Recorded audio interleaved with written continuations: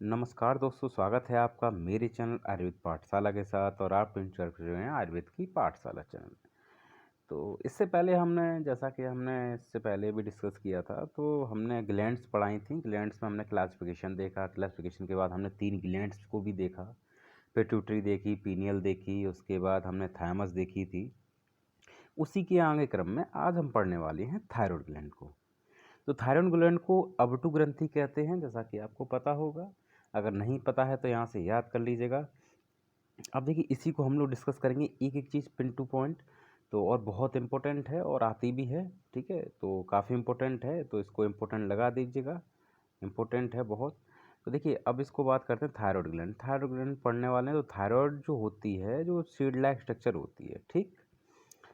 अगर अगर देखते हैं तो सीड लाइक स्ट्रक्चर होती है, एक सील्ड जैसी होती है, जैसा कि हम आमतौर पर प्राय देखते हैं। सील्ड को वैसे हम कवरिंग कहते हैं, ठीक है। कवर जो कोई कवर करे, ठीक है। और इसका जो शेप होता है वो कैसा होता है, बटरफ्लाई शेप होता है। अब देखिए, इसको आगे देखते हैं। अब इसकी बात करते हैं सिचुएशन की। देखिए, जो मैं जैसे अभी जो आप देख रहे हैं, जितनी भी आप इससे पहले आपने वीडियोस देखी होंगी, नहीं देखी तो आप पूरी देखिएगा। तो उसमें आप एक चीज़ नोटिस कर रहे होंगे कि जो हेडिंग्स होती हैं वो लगभग सिमिलर हैं। तो सिमिलर हेडिंग डालने के बाद आप आसानी से लिख सकते हैं। अब सिचुएशन की बात करते हैं। Lies in front and side of the lower part of neck. Neck के सामने और लोअर पार्ट के साइड में ये लाई करती है, ठीक है, रहती है, ठीक है। और in front of lower part of लैरिंग्स and upper part of trachea. Trachea के अपर पार्ट और लैरिंग्स के लोअर पार्ट में, उसके ठीक सामने, ठीक है। लैरिंग्स के लोअर पार्ट के सामने और अपर ट्रैकिया के अपर पार्ट के सामने ये सिचुएट होती है, ठीक है। एक एक लाइन का मतलब आपको पता पड़ गया होगा। अगर नहीं पता पड़ा है तो आप इसको पुश करके दोबारा देखिएगा वीडियो, आपको एक ही चीज़ समझ में आएगी। इसीलिए मैं स्लो स्लो उसको पढ़ा रहा हूँ, इम्पोर्टेंट है इसलिए। अभी देखिए, अभी आपको ये चीज़ यहाँ पे दिख रही होगी। रुक जाइए, मैं दोबारा इसको करता हूँ जिससे कि लाइटनिंग की प्रॉब्लम ना हो।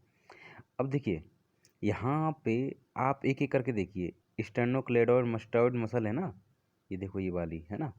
अब देखो, और दूसरी दूसरी क्या है, ये देखिए, हायोड बोन, ठीक है, जैसा कि आपको पता है, बिल्कुल सू शेप होती है।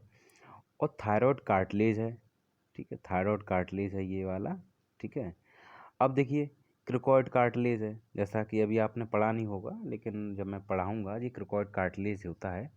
तो ये क्या लैरिंग्स में रहता है, तो फिर किस प्रकार से रहता है तो पूरा हम लोग देखेंगे। अभी देखिए जी, जो आपको ये चीज़ दिख रही है क्लेविकल, ठीक है, दोनों तरफ क्लेविकल, तो क्लेविकल है, ठीक है। अब देखिए, जो ये जो पार्ट है, मैं आप पूरा ही हटा देता हूँ, एक एक करके पूरा हटा देता हूँ जिससे कि आपको। अब देखिए, जो ये पार्ट है, ये देखिए, ये वाला पार्ट, इसके अंदर जो ये रेड रेड है, ये वाला, ठीक है। तो ये जो पार्ट है, यही हमारी ग्लैंड है, थायराइड ग्लैंड। अब देखिए, ये तो वही बात थायराइड की। अब जो इस्थमस हो थायराइड ग्लैंड का, वो कौन सा होता है, जो जंक्शन होता है आपस में दो लोगों को। देखिए, पहला लोब तो ये है और दूसरा ये है, ठीक है। तो दूसरा ये हो गया। अब ये आपस में इसको जोड़ रहा है, तो इसको हम क्या कहते हैं, इस्थमस कहते हैं, बीचों बीच में जोड़ने वाले को, ठीक है। अभी देखिए, ट्रैकिया, ट्रैकिया यहाँ पे आ गया, मैनुब्रियम स्टर्नी। तो जहाँ पे मैनुब्रियम जुड़ता है आके स्टर्नम का, तो उसको मैनुब्रियम स्टर्नी बोलते हैं, ठीक है। इस प्रकार से ये चीज़ सिचुएशन इसकी है। तो जहाँ तक है, हमने पूरी चीज़ बता दी हैं। अगर आपको नहीं समझ में आई, आप वीडियो पॉज करके थोड़ा सा पहले से देखिएगा, पूरी आपको वीडियो समझ में आएगी।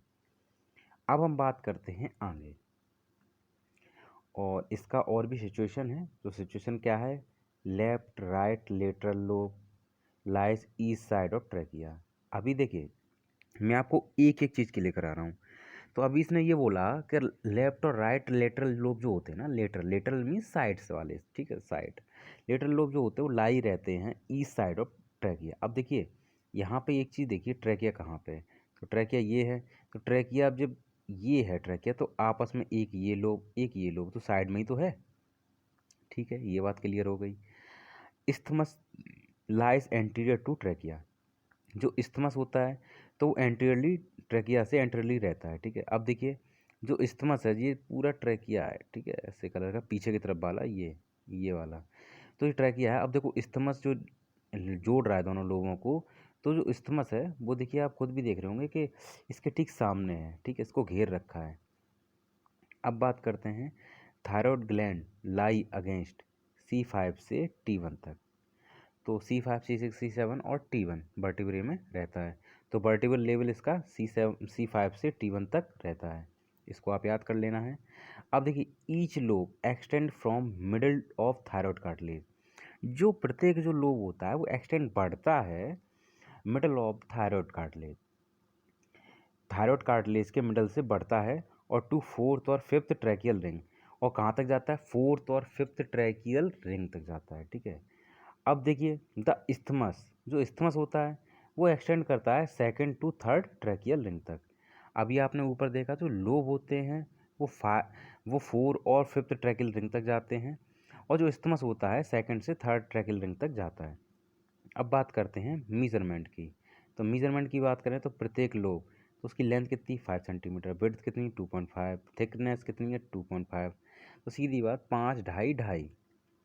अब इस्थमस की बात करते हैं तो इसका लेंथ कितनी है, तो इस्थमस की लेंथ कितनी है 1.2 सेंटीमीटर, विड्थ कितनी है 1.2 सेंटीमीटर, और वेट कितना है 25 ग्राम।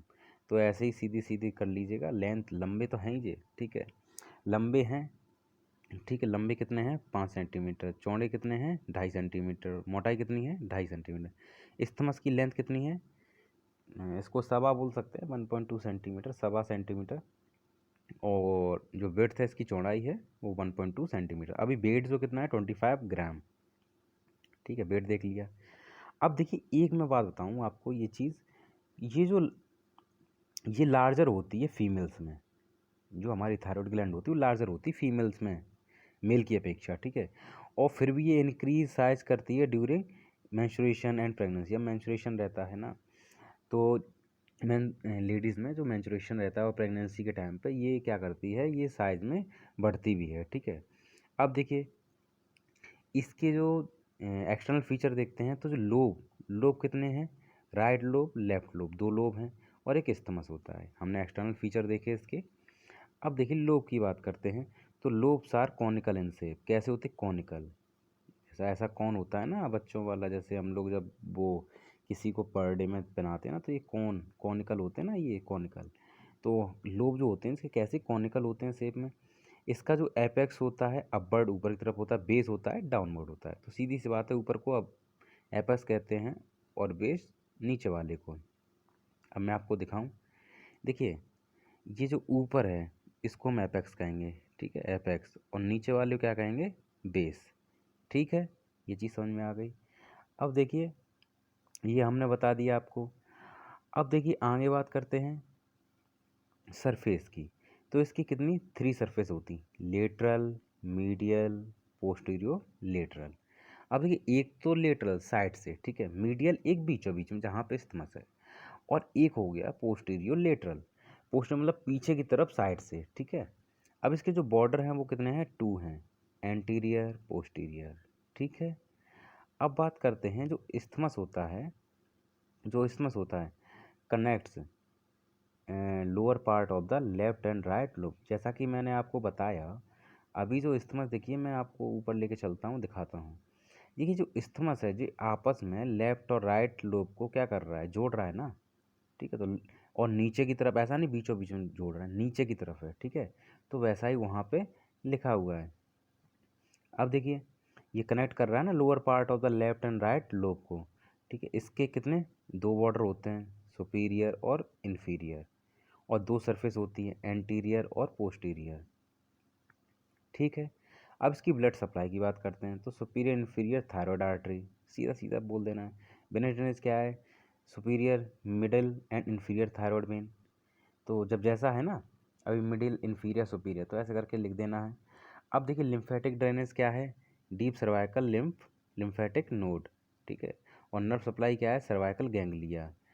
अब बात करते हैं अप्लाइड एस्पेक्ट की। अप्लाइड एस्पेक्ट से मतलब आप समझते हैं ना, जो भी कॉम्प्लिकेशन आते हैं तो क्या क्या उसमें प्रॉब्लम्स होती हैं, ये अप्लाइड एस्पेक्ट के अंतर्गत आता है। एक तरीके से हम इसको डायग्नोस कह सकते हैं, कुछ भी कह सकते हैं, ठीक है। जब डायग्नोस बनाते हैं, डायग्नोस लिखते हैं, तो उसमें यही चीज़ लिखी जाती है। मॉडर्न पोर्शन में। तो देखिए गोइटर, गोइटर का मतलब क्या होता है, जैसा कि आपको पता है गहंगा गहंगा बहुत शुरू से पढ़ते आ रहे, गहंगा गहंगा गहंगा, तो क्या है, एनलार्जमेंट ऑफ थायरॉयड ग्लैंड। जब थायरॉयड ग्लैंड बढ़ जाती है तो उसको क्या कहते हैं, गोइटर कहते हैं। थायरॉयडोक्टोमी, थायरॉयडोक्टोमी में क्या है, रिमूवल ऑफ थायरॉयड ग्लैंड। बहुत से लोग होते हैं जब उनको ज़्यादा प्रॉब्लम होने लगती है तो वो क्या करते हैं, थायरॉयड को निकलवा देते हैं, तो उसको हम क्या कहते हैं, थायरॉयडिक्टोमी। तो आज हमने ये चीज़ पढ़ा थायरॉयड ग्लैंड के बारे में। आई होप सो आज का वीडियो आपको अच्छा लगा होगा। वीडियो अच्छा लगा प्लीज़ लाइक करिए, कमेंट करिए, दूसरा शरीर आयुर्वेद क्वेश्चन करिएगा। और अगर आपने इससे पहले वाले वीडियोज़ नहीं देखे तो आप चाहें तो देख सकते हैं, मैं उसका लिंक इसके डिस्क्रिप्शन बॉक्स में दे दूँगा, तो वहाँ से आप जाके देख सकते हैं। तो अगर आप मेरे चैनल पर नए हैं, चैनल को क्या करना है, सब्सक्राइब करके बेल आइकन दबाना और ऑल नोटिफिकेशन क्लिक कर लेना है, जिससे कि नोटिफिकेशन आप तक पहुँचते रहें। तो इसी क्रम में मैं आपसे मिलता रहूँगा और देखता भी रहूँगा, दिखाता भी रहूँगा कैसा आप कर रहे हैं। और अगर आपको जो कोई भी क्वेरी है तो आप कमेंट सेक्शन में पूछ सकते हैं। और अगर आपको थोड़ा सा वीडियो अच्छा लगा प्लीज़ एक लाइक ज़रूर करिएगा। ठीक है, मिलता हूँ एक नई चीज़ में, नई वीडियो के साथ। तब तक के लिए नमस्कार, धन्यवाद।